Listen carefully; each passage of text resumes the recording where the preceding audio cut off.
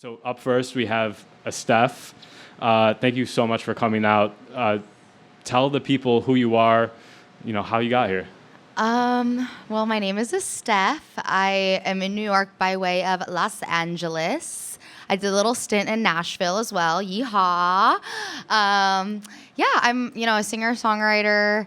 Always, have loved music. Kind of just fell into it and felt like I needed a little bit of a break from the Cali lifestyle. So here I am in New York for like a year now. I've been here, absolutely loving it, and just kind of, exploring my creativity. And there's just creativity in excess in New York. So it's been very inspiring and very exciting to be a part of the community here. Amazing. Well, welcome to New York. I know it's been almost a year now. What was that adjustment like? Like, also, what sparked the move to New York? I've always wanted to live here. I used to do theater as a kid, which is like so embarrassing, but so true. And I knew that like New York was kind of in my pipeline of life, and all of my best friends live here, and there was kind of an opportunity for me to make the move, and I just decided to go for it, and I am so happy that I did. I don't regret it at all. Yeah, that's amazing. Yeah. Has any learning stuck out since you moved here, whether it's personal or in your career? Any learnings? I think like something about New York that's really fascinating is just there's a lot of like individuality, but also a lot of people. So it's really cool to be kind of in a sea of individuality. I don't know if that makes sense, but there's something about New York that really inspires me to take risks and just really lean into the things that make me different versus the things that make me kind of like fall in line or fit in. And it's been a really empowering adjustment, and something that I wasn't really, no shade to LA because I was born and raised there, but something I wasn't really getting as much there. So just like having an opportunity to lean into myself and becoming who I am. That's amazing. And diving into your music, your sound is a mixture of so many different genres and styles. How did that come to be, and like what was that journey like? It's super weird. No one in my family is musical. I just like grew up in a household with, my dad's from South America, so he loved the Beatles and would play like rock bands. And then my uncle really liked Motown, and I feel like I would be really excited to go to my uncle's house because he would be playing like Al Green, Otis Redding, like Aretha Franklin. I was like, wait, I like that. I want to learn more about that kind of music. And then I just on my own sort of took it on and started to learn more about like soul and R&B and like just kind of dive into that genre, and I feel like it really inspired me as an artist, as a songwriter, but in general I am a lover of honestly like all kinds of music. I like to take in all different types of inspirations and things like that, but yeah, I just kind of fell into it. I don't know, I don't have like an eloquent answer. It just kind of happened. That's amazing. Are there any genres right now that you're exploring that people might not expect, because you do have a lot of different styles? Like I said, my dad's from South America. My mom, her parents are from Mexico, so I speak fluent Spanish. So I have been kind of dabbling in some like Spanish songwriting.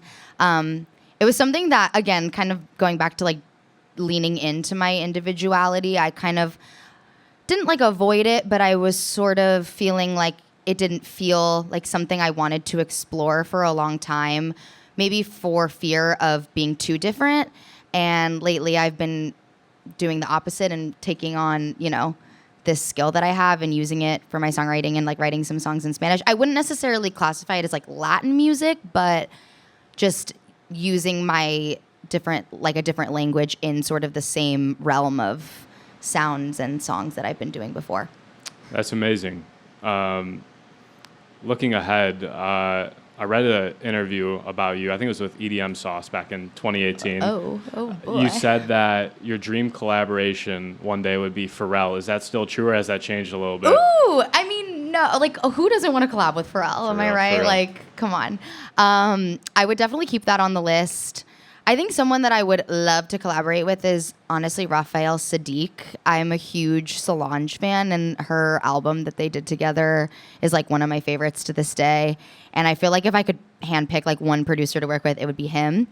But I'm open to any and all collaborations, like why not? Super dope. Any hints on what you're working on? What's next for you? You have a project, an EP, something like that? Yes, I like to call it a project because it is very much in the early phases of developing, but I am definitely putting the pieces together with a few songs that I'm writing, especially since moving to New York. I personally want it to be an album, but I am weary to say that officially just because you never know what can happen. But yeah, I'm working on a project. It's very much bare bones right now. I'm kind of like a lone wolf when it comes to writing for my artist project. So I'm wrapping up the writing phase, really looking to lean into the collaboration with like a producer or someone that can help me bring the vision to life. But yeah, it's all, it's working. I'll be very ominous about it for right now, but it's happening soon. That's amazing. So. How about outside new music? Do you have any personal goals or even in your career, more shows, anything like that? I'm always open to shows. We were kind of talking about this earlier. I think the thing that makes me feel the most connected to being an artist is performing. It's the opportunity that I get to take all of my like weird little thoughts or ideas and use them as a way to really connect with people. That's what made me fall in love with music, was like connecting with the songs and words that I was hearing, and being able to offer that same experience to other people is, I can't even put it into words. It's like my favorite thing in the world. So always open to do shows. And like I said, with this project, I really want to kind of start to tailor some of those live opportunities to, more accessibility to my new music and my new direction. So that's amazing. Yeah. Talking about performing live, for the people who haven't seen you perform live before, what can they expect tonight? Bitching about men that have wronged me. That is what I do best. That is what I will continue to do. That's basically it. Like, if you've been wronged by a partner, I am the girl that you want to be in the same room as, because I'm very hopeful that I will say something that relates to you. Actually, if you relate to me, then I'm sorry, but yeah. Okay. We're going to shift gears a little bit. This is a segment we do. It's called In or Out. So ooh, okay. I'm just going to give you a word or two, and you just say if it's in for you or it's out. Here we go. First up, Cali. Fornia? Yeah. Out. Fornia. Out? Except go Dodgers, sorry. Okay. Why is it out? I know. Tough God. Well, because I moved to New York, so obviously it's out for me at the moment. Respect. But it's, still beautiful. Okay. Going out. Like on its way out, but I don't know, Brat Summer I resonated a lot with Brat Summer. I was out on the town, but now it's getting a little cold, so I'm gonna say out. Okay. Sports. In. Love sports. What's your favorite team? I'm a Tennessee Titans fan. Yep. Really rough for me. Very rough. But, I ride for my team. Yeah, I love football, so. Okay. In. Manhattan. In. I live in Manhattan. Okay. Yes. Some people, they feel type of way. They're like, Brooklyn's better, Manhattan's better. I do love Brooklyn, I will say. And I see it as a next stop for me. But right now, I literally live in Manhattan, so I would be turning my back on my own, you know. Respect. Country music.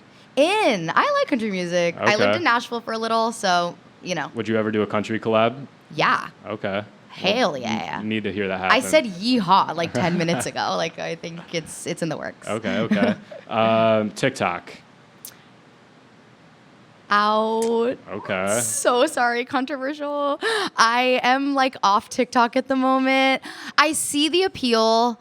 I really appreciate it for what it is as a platform, but for me, it's just like my mental, I get really, can I curse? Yeah. I get really fucked up, like getting on TikTok and being on it for too long. So it's out for me at the moment, but I respect. Yeah, it does that to people. Definitely fucks people up. Yeah. Crochet.